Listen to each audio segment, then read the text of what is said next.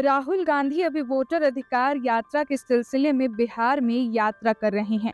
इस दौरान इनके साथी बने हैं तेजस्वी यादव। साल 2024 में जब राहुल गांधी भारत जोड़ो यात्रा कर रहे थे, उस दौरान भी बिहार में इनके साथी बने थे तेजस्वी यादव। दोनों नेताओं ने मिलकर लोगों के बीच जाकर लोगों की तकलीफों को समझा था और बात विमर्श कर उनकी तकलीफों का समाधान करने की कोशिश भी करी थी।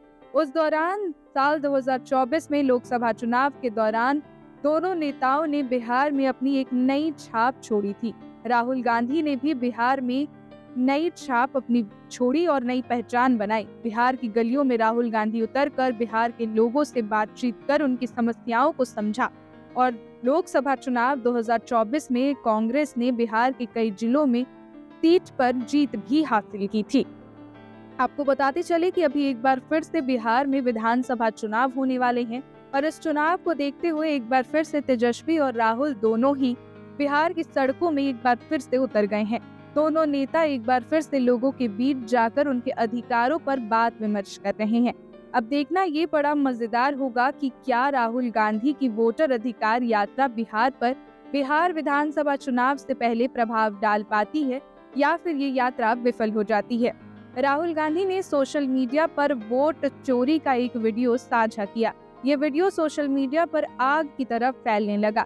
इसमें राहुल गांधी ने कई सारे सबूत रखे और कहा कि विपक्ष जो है वो लगातार वोटों की चोरी कर अपनी सरकार बना रहा है। इस वीडियो में राहुल गांधी ने दिखाया था कि किस तरह से एक ही व्यक्ति के कितने सारे वोटर कार्ड हैं। अवैध तरीके से वोट चोरी हो रहे हैं देश में। इसको लेकर राहुल गांधी ने एक लंबा वीडियो जारी किया था। क्योंकि बिहार में विधानसभा चुनाव बहुत नजदीक है और बिहार में भी कहीं एक बार फिर से वोट चोरी ना हो और लोगों को उनके अधिकारों का पता चल सके, इसको लेकर एक बार फिर से राहुल गांधी बिहार की सड़कों पर तेजस्वी यादव के साथ निकल गए हैं। इस दौरान बिहार में जनसैलाब देखने को मिल रहा है। भारी संख्या में लोग राहुल गांधी और तेजस्वी यादव से मिलने और अपनी तकलीफों को बताने के लिए आ रहे हैं। कई लोगों ने राहुल गांधी से यह तक भी बताया कि किस तरह से उनके स्वयं के परिवार वालों के नाम वोटर कार्ड से हटा दिए गए हैं। कई परिवार वालों का ये आरोप है कि उनके परिवार वाले अभी जीवित हैं, फिर भी वोटर लिस्ट में उन्हें मृत घोषित कर दिया गया है। इस तरह से बिहार में भी वोट चोरी बड़े ही अवैध तरीके से हो रहा है। कई लोगों ने बताया कि किस तरह से उन्हें वोट देने के अधिकार से वंचित किया जा रहा है। राहुल गांधी लगातार बिहार की जनता से मिल रहे हैं और जान रहे हैं कि किस तरह से बिहार में भी वोट चोरी को अंजाम दिया जा रहा है।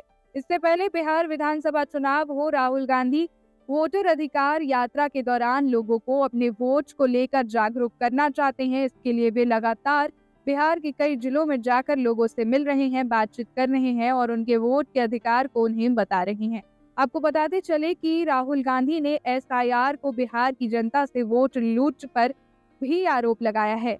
राहुल गांधी ने कहा है कि एसआईआर मतलब बिहार की जनता के वोटों को चुराना, बिहार की जनता के साथ धोखेबाजी करना। राहुल गांधी ने कहा कि ये विपक्ष की सरकार है, ये लगातार लोगों के अधिकारों के साथ खेल रही है, लोगों के अधिकारों के साथ खेलकर अपनी सरकार बना रही है। राहुल गांधी ने बीजेपी पर निशाना साधते हुए ये तक कहा कि किस तरह से मौजूदा सरकार का गठन भी वोट चोरी कर हुआ है।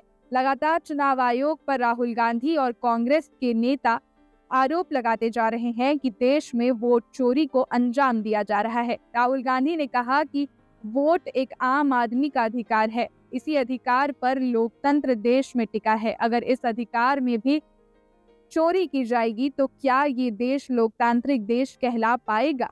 उन्होंने संविधान की किताब दिखाते हुए बिहार की जनता को बताया कि वोट देना आपका अधिकार है। आप वोट देकर किसी राजनेता को गद्दी पर बैठाते हैं, इसका मतलब ये नहीं कि आपसे आपका ये अधिकार भी छीन लिया जाए। बिहार में अब विधानसभा चुनाव कुछ ही दिनों में होने वाले हैं। अब देखना ये है कि बिहार में आखिर किसकी सरकार बनती है। तब तक के लिए और ऐसी बड़ी खबरों के लिए आप बने रहें जेके न्यूज़ नेटवर्क के साथ। आप देखते रहें जेके न्यूज़ नेटवर्क। धन्यवाद। जोहार।